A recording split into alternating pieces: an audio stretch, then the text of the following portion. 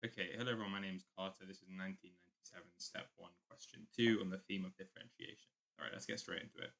So, if f of x is equal to arctan of x plus arctan of 1 minus x all over 1 plus x, find f prime of x. So, we need to take the derivative of that function and hence or otherwise find the simple expression for f of x. Okay, interesting.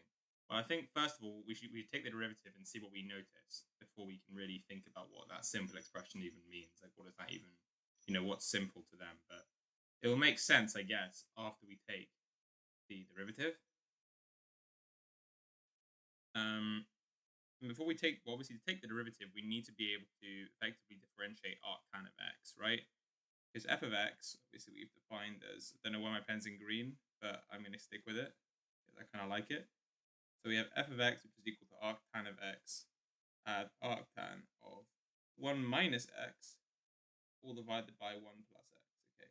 So whenever you have the derivative of two functions, if I have f of x, which is just equal to some g of x plus h of x, it should be, you guys should be familiar with the rule that effectively we can split the derivative over these sort of two functions. So if I want to find the derivative of f of x, I also want to find the derivative of g of x plus h of x, since f of x is literally equal to that sum, right? And it's a well-known rule that you can split the derivative over the sum, so you can kind of distribute it to the g of x and then to h of x, and then add those two derivatives. So effectively, the derivative of g of x plus h of x is equal to the derivative of g of x, add the derivative of h of x, right? And so we can use that rule here, with g of x being arctan of x and h of x being arctan of 1 minus x all over 1 plus x. So clearly the derivative, so this implies that the derivative of f of x is equal to the derivative of arctan of x, right? Add the derivative with respect to x, of course. That's what the dx means on the bottom. So the derivative with respect to x of arctan of 1 minus x over 1 plus x. Okay. Well, we can calculate, we can sort of figure out the derivative of arctan of x without too much trouble. This is actually one of those derivatives which some people may consider even standard. I would say it is a relatively standard derivative. Effectively, the derivative of arctan x is 1 over 1 plus x squared. Now, if you're asking where this comes from, then I am also going to include a short brief. So obviously we have suppose that we have a function y, so a function y equals f of x, right? So it's a function of x, which is equal to arctan of x. So arctan of x. So if I take tan of both sides, so clearly this implies that tan of y is equal to tan of arctan of x, which is just equal to x, right? Where arctan of x is defined. Okay, so effectively what I therefore have is that tan of y is equal to x, right? Um, and what I can now do is I can use implicit differentiation on this to find what dy dx is, okay? Because that's really what I want. What I really want is dy dx. So I can find that by using implicit differentiation on this sort of line here. So if I sort of differentiate the left-hand side, if I differentiate both sides with respect to x, I'm going to get d dx of tan y is equal to d dx of x. And by the way, if you aren't familiar with implicit differentiation, do go and check it out before watching the video, because it is quite an important principle, and it's I would say a prerequisite to any step, like step one, step two, step three. You should know it because it's an A level topic, A level normal math topic. Okay, so well, whenever we take the derivative of tan of y with respect to x, we're going to get, by implicit differentiation, sec squared y, which is the derivative of tan of some input, is just the derivative of that is just sec squared of that input. And since our input is a function of x, we need to use a chain rule and effectively multiply that by dy dx, right? And the right hand side we're going to get 1. So what we get is that sec squared y dy dx is equal to 1. But recall that tan of y is equal to x, and recall that tan squared y plus 1 is actually equal to sec squared y. And the reason for this is because tan squared is sine squared y over cosine squared y, and sec squared y is 1 over cosine squared y. So we can multiply this entire expression by cosine squared y, but left and right hand side, to get sine squared y plus cosine squared y is equal to 1. And this is just the Pythagorean identity, which we all know and love, which is, definitely true. And if you're not sure why that's true, I would have a look at it. I'm not going to go through that. But effectively, we know that tan squared y plus 1 is equal to sec squared y, and that tan of y is just x. So tan squared of y is just x squared. So effectively, sec squared y is actually equal to x squared plus 1. And so what we really have in the above line is x squared plus 1 multiplied by dy dx is equal to 1. Divide both sides by x squared plus 1. This implies that dy dx is equal to 1 over x squared plus 1. So this completes the proof that if y is equal to arctan of x, dy dx is equal to 1 over 1 plus x squared. We can go back up and we have that derivative. Now we need to think about the derivative of arctan of 1 minus x all over 1 plus x. So in order to do this, we're going to need to use our standard chain rule. So let's suppose that my function h of x, so suppose that h of x is equal to, actually, let me just say this. Let's say h of u is equal to arctan of u, and u of x is equal to 1 minus x over 1 plus x, right? So effectively, u is a function of x, and I have arctan of u, where u is equal to 1 minus x over 1 plus x, right? Because if I just substitute in my u, I'm just going to get h of x, right, is effectively equal to arctan of 1 minus x over 1 plus x, which is what I started off with here. So it's just me rewriting the same function, but I'm rewriting it for a good reason, because effectively now what I know is that dh dx, right, is effectively going to be equal to dh du multiplied by du dx. This is just our chain rule, standard chain rule. And so effectively, I can calculate dh du pretty easily. Just derivative of arctan of u with respect to u is just going to be 1 over 1 plus u squared. Du dx, on the other hand, is going to require some quotient rule. So if you don't know what that is, I would go check it out. I'm not going to go through that. But effectively, what's going to happen is we're going to have the thing on the bottom multiplied by the derivative of the thing on the top, so multiplied by minus 1, minus the thing on the top multiplied by the derivative of the thing on the bottom, which is just 1, and then you square the bottom. So then 1 plus x all squared. So when you let's just expand this out. So we're going to get minus 1 minus x. So then it's going to be minus 1 plus x, right, divided by 1 plus x all squared. So the x's on the top cancel out. That's looking good. And what we're going to get here is minus 2 divided by 1 plus x all squared. So effectively, we're going to get 1 over 1 plus u squared multiplied by minus 2 over 1 plus x all squared. Now, this doesn't really mean anything until I replace my u with the thing that it was in terms of x, u is a function of x. So I'm just going to get effectively have this is just 1 over 1 plus, and we're going to have 1 minus x over 1 plus x all squared, right? And then multiplied by minus 2 over 1 plus x all squared. Now, obviously, this sort of term here is not very nice to have on its own, so we can just expand it and then do some stuff with it. So what we're going to have is just going to be minus 2. Well, actually, let's just leave it as like a product of two things for now. We're going to have 1 over 1 plus. Clearly, whenever you have a over b all squared, you can write it as a squared over b squared.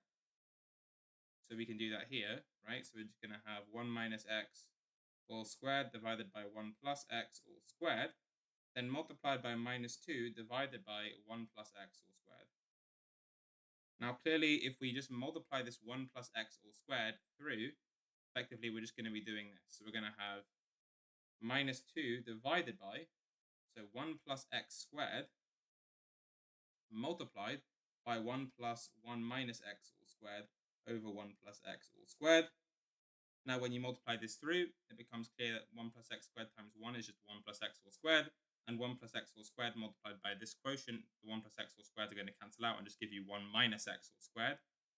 So effectively, what I'm going to get is I'm literally just going to get minus 2 divided by 1 plus x all squared, add 1 minus x all squared, and we can just expand the brackets on the denominator.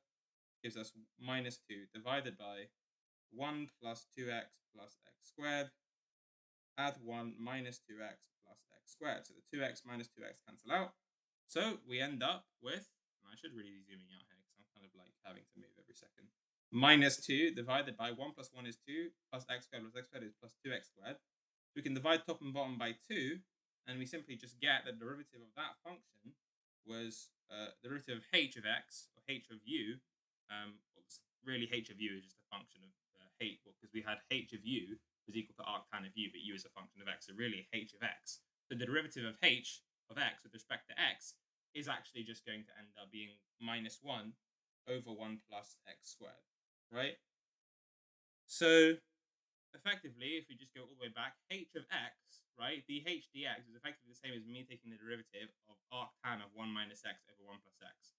Because if I just substitute u back in, I'm going to get h of x, right, is just equal to arctan of 1 minus x over 1 plus x. And I was taking the derivative of that ultimately, right, with respect to x. And I got that the answer was minus 1 over 1 plus x squared. So, okay, we can now just fill that in here. So we're going to have the derivative of f of x is equal to the derivative of arctan x, which is 1 over 1 plus x squared. Add the derivative of the thing we just found out, which is basically, add the thing we just found out, which is the derivative of h of x, which is effectively minus 1 over 1 plus x squared.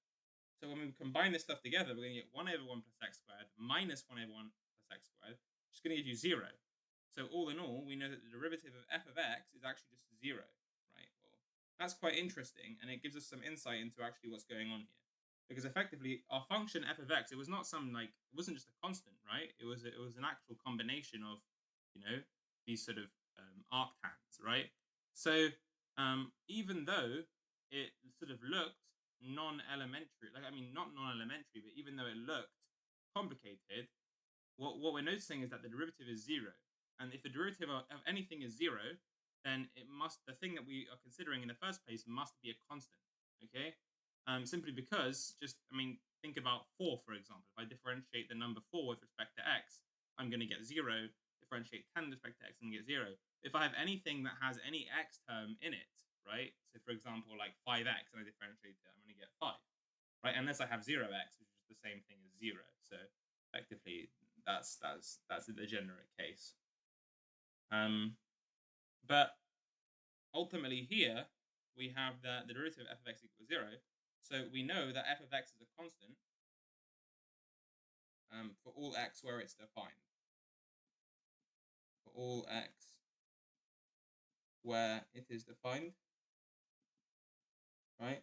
And clearly, I have to say where it's defined because you could have some x value, for example, x equal to minus 1, where this term over here is going to basically be undefined, right? Because you're going to have arctan of something divided by 0. So you can't, specifically arctan of 2 divided by 0. But 2 divided by 0 is just undefined. So f of x doesn't actually sort of exist at that point. And so we kind of just need to be careful around those points. I think that's the only point really where it's undefined. But still we have to say that it's a constant where it's defined, because there clearly f of minus 1 is clearly just undefined. But everywhere else, f of x is a constant, right? So what that means is that we can actually determine what is that constant f of x. Like, what is f of x actually equal to as a constant? And the way that we can determine it is just by plugging in any other value of x that's not minus 1 into f. So effectively, we can determine what f. So we have. Let me just go down. So we have that f of x equals k for some constant k, right? Which we don't know, right? For all x where it is defined, where f of x is defined.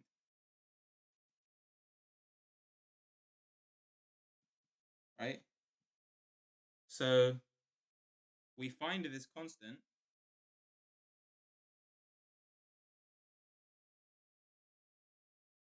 by evaluating f of 0. Right? So we can evaluate f of 0, and whatever that gives us is going to be our constant, right? Because we know that f of x is just some constant for all x, other than minus 1, where it's not defined.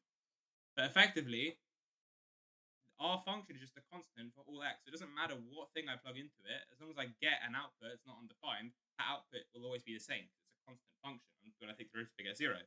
So we know that specifically 0, when I plug that in, will also give me the same constant as if I plugged in 1, right? It doesn't matter. And 0 is just particularly easy to evaluate. So we have f of 0. Don't know why my handwriting's got a bit bigger here. That's fine. F of 0 is going to be equal to, so we had our function was arctan of x, so in this case it's going to be arctan of 0, add arctan of 1 minus x over 1 plus x, so then 1 minus 0 over 1 plus 0, okay? So arctan of 0 effectively is saying what value do you plug into tan to get 0? So tan of 0 is equal to 0, so this is just 0. And then we have arctan here, this is just arctan of 1. So arctan of 0, add arctan of 1. The question is, what's arctan of 1? What value do I plug into tan to get 1? And it's a known fact that tan of pi over 4 is equal to 1. So arctan of 1 is equal to pi over 4. So all in all, we get f of 0 is equal to pi over 4.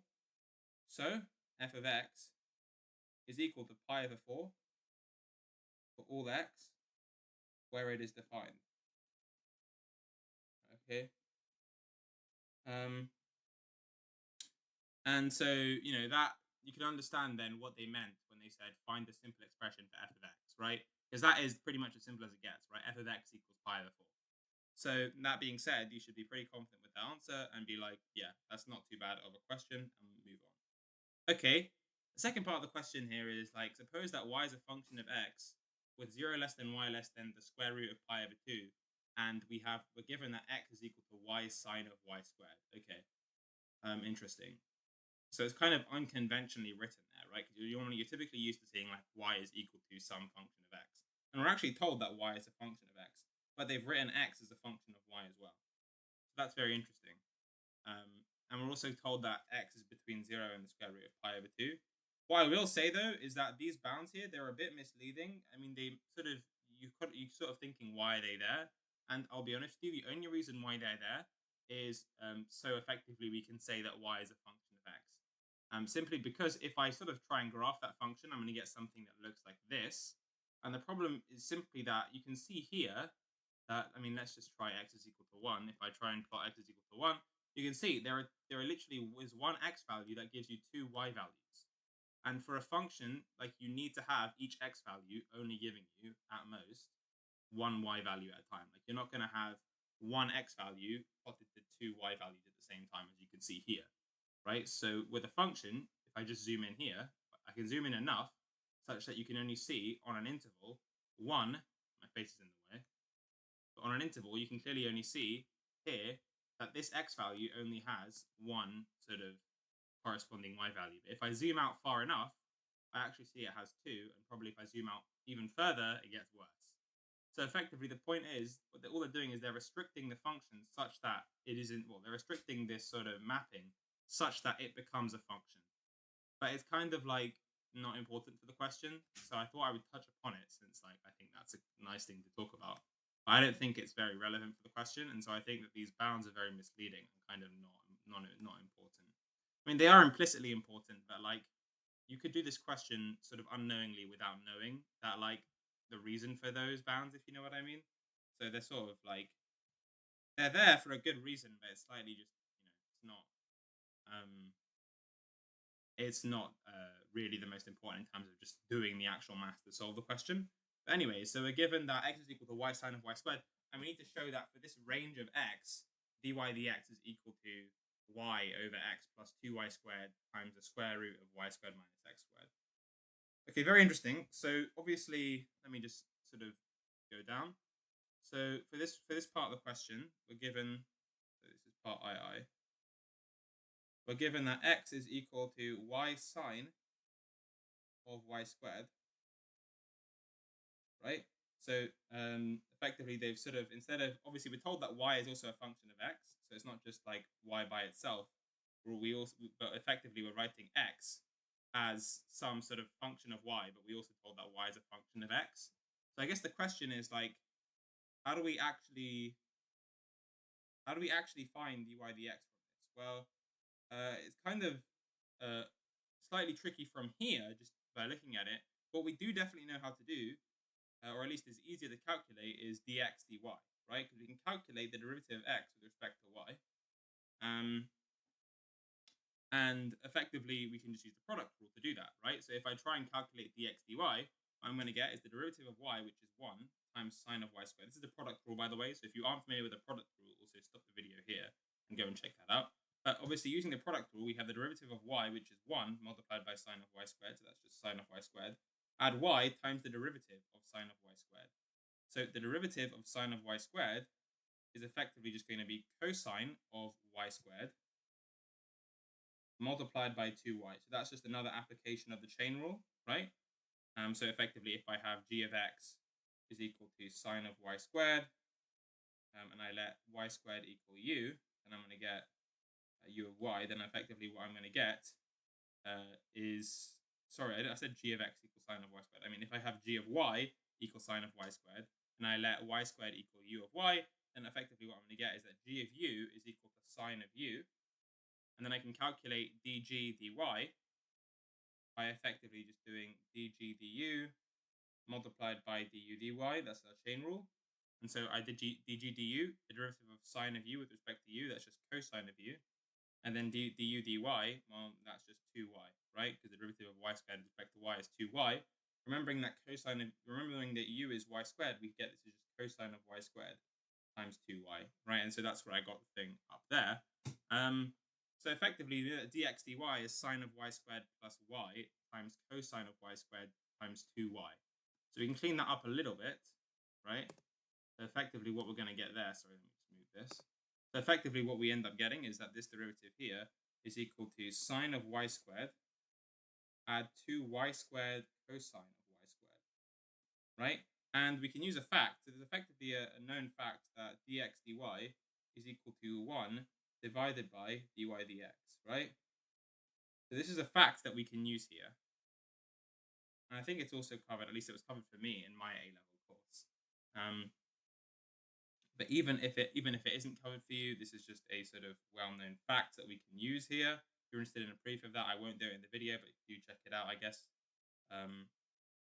Okay, and so what we can now do is effectively to find dx, or we can rearrange this to get that dy dx is equal to 1 divided by dx dy, which is really what we want. Because this just basically tells us to take the reciprocal of dx dy, and that gives us dy dx. So this implies that dy dx is simply equal to 1 divided by sine of y squared add 2y squared cosine of y squared. So that's dy dx, but the problem is that this kind of isn't good enough though, right? Like, because the answer that we want is this. We want y over x plus 2y squared times the square root of y squared minus x squared. So how are we going to do that? Well, I mean, we have stuff with sines and cosines. I mean, the first thing I would think is that we have x is equal to y sine of y squared. So sine of y squared by itself, we can rearrange for there, right? Since we have that x is equal to y sine of y squared, we can rearrange for sine of y squared. So we get that x over y is equal to sine of y squared, right? So effectively, this thing here just becomes x over y. And then cosine of y squared. Remember that sine squared of y plus, well, sine squared of anything. So sine squared of u plus cosine squared of u is equal to 1. So letting u equal y squared, we clearly see that sine squared of y squared add cosine squared of y squared is equal to 1, right? And so we can calculate cosine of y squared by just effectively effectively calculating sine squared of y squared, doing 1 minus that, and then taking the square root. So we know that sine of y squared, so sine of y squared is equal to x over y. So sine squared of y squared, if I can just zoom out. So sine squared of y squared is equal to x squared over y squared. And then we want to do 1 minus that. So we have that cosine squared of y squared is equal to 1 minus x squared over y squared, which effectively we can write as y squared over y squared, that's just 1, minus x squared over y squared, which is equal to y squared minus x squared. all divided by y squared, right? So that's cosine squared of y squared. Then we can take the square root, right? And so effectively we get that cosine of y squared is equal to y minus x divided by y, right? And so, oh no, sorry. I've just made a stupid mistake there. What I really mean is, sorry, the square root of y squared minus x squared divided by y. So we get that cosine of y squared is equal to the square root of y squared minus x squared divided by y. And so effectively we can just replace this thing here with the square root of y squared minus x squared all divided by y. And so then our dy dx just becomes 1 divided by x over y, add 2y squared times the square root of y squared minus x squared divided by y. So if I just multiply the top and bottom by y over what, so effectively I'm just multiplying the entire thing by 1 because I'm multiplying it by y over y. What I'm going to end up getting is y divided by, and this is still my derivative, dy dx is equal to y divided by x, add 2y squared, the square root of y squared minus x squared, right? And this is just equal to dy dx on the given interval where y is actually a function of x, as you would like it to be.